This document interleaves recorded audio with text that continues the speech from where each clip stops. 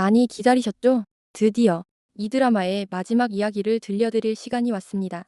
그리고 이번 에피소드는 한마디로 말해서 인생이 폭주하기 직전, 브레이크가 전부 나가버린 순간 같았습니다. 잠깐의 숨 고를 틈도 없이 사람들의 감정은 한계까지 몰리고 멈추지 못하는 선택들이 연쇄 반응처럼 이어집니다. 그래서 이 마지막 두 편은 단순한 결말이 아니라 각 인물들이 자신이 만든 지옥과 마주 서는 순간이었죠. 망친 건 자기가 아니라며 소리치는 정수민. 쓰레기 같은 인성은 강지원이지. 사람 이렇게 패는 너는 뭐 고급진 인성이냐. 맞으면서도 끝까지 자존심을 놓지 않는 이 사람. 이미 멘탈은 다 찢어졌는데 마지막 남은 건 오기뿐이죠. 그런데도 수민은 풀려나지 못합니다. 같이 갇혀있던 강지원은 건네주면서 정수민에게는 이렇게 말하죠. 너 인생은 더 이상 갈 데가 없어. 잔인하지만 그 말 안에는 은근한 성급기가 있습니다. 여기서부터는 내 업보다 하고 딱 선을 그어버린 거죠. 그 순간 수미는 완전히 버려진 사람이 됩니다.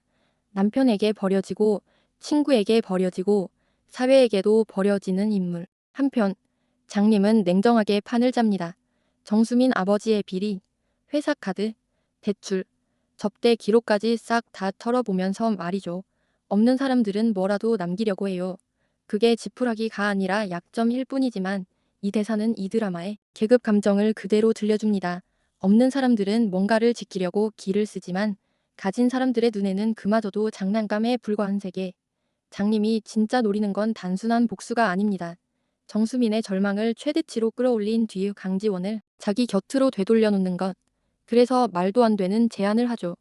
박민환과 강지원을 간통죄로 엮어서 같이 무너뜨리자. 대신 법적 배우자로서의 권리를 끝까지 챙겨라. 회사 보험, 배우자 보상, 퇴사 후 유지 옵션. 그 모든 걸 수민이 대신 뒤집어쓰게 만들 계획. 표면적으로는 억울하잖아.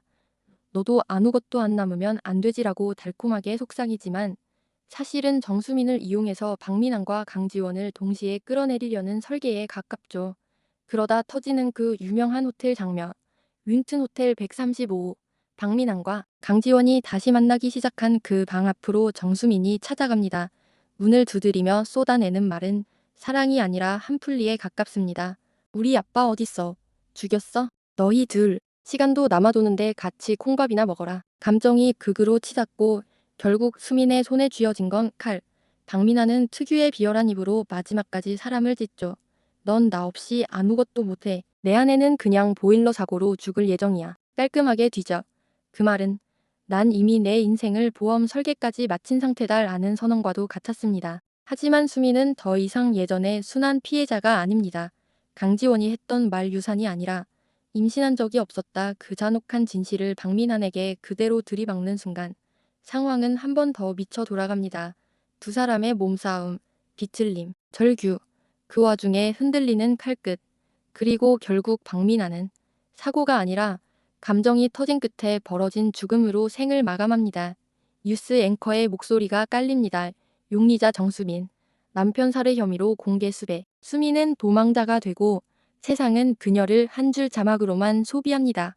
키, 체격, 사건 개요, 인간의 모든 사연이 칸 두 줄로 정리되는 순간. 하지만 진짜 괴물은 따로 있었죠. 강지원과 우유라의 대면 장면. 유라는 조용히 그러나 칼보다 더 날카로운 말로 지원을 찔러 넣습니다. 박민환이 쓰레기인 거 알면서도 네가 나한테 넘겼잖아. 쓰레기 구덩이에 나를 밀어넣고 좋은 건 다 내가 가져갔어. 지원은 늘 착한 피해자 코스프레를 해왔습니다. 울고 미안하다고 하고 괴롭다고 말하면서도 결과적으로는 언제나 안전한 위치에서 남을 지옥에 떨어뜨리는 사람. 유라는 말합니다. 진짜 나쁜 년은 너야. 그리고 결정적인 폭탄을 터뜨립니다. 나 자수할 거야. 과실치사라고 무서워서 도망갔다고 하면 되지 뭐. 사람들은 결국 나를 불쌍하게 봐줄걸? 이 말이 무서운 이유는 이 드라마가 보여준 인간의 자기 합리화가 한 줄로 요약되기 때문이에요. 죄를 짓고 울고 조금 후회하면 사람들은 어느 순간 가해자도 피해자로 소비해버리는 세계. 하지만 유라의 계획은 여기서 끝이 아닙니다.